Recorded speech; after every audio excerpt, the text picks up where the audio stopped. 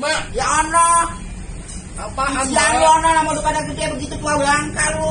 Lanjutin nyalu aja. Toh. Ono aja Sadia kemarin ke rumahnya. Ya kata pengen namanya aja pengen kenalan itu anaknya sama anak lu Gil. Aku pengen banget punya cucu dari utang. Bagaimana sih lu kagak mau nikah? Gue bingung banget ini bagaimana sih? Nah, duitnya kan belum ada, Mak. Ayah mau nikah mau Masalah gimana, duit gampang, kontrakan gua banyak, Ojil. Gua berkali-kali ngomong sama lu, mulut gua pada memeniran. Lu udah tua, kapan lu mau nikah emang? Kayu lu udah banyak banget kayu, bapak lu udah boleh ngampakin.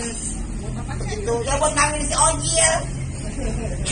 Susah banget anaknya dibilanginnya sama orang tua. Ribet banget, ogah mulu, ogah takut banget aja sama perempuan. Takut nafkahin apa bagaimana, Tong? Jangan begitu, Tong. Namanya rumah tangga mak lu bina berdua, susah senangnya bersama. Jangan bagaimana, jangan merasa minder jadi orang, kagak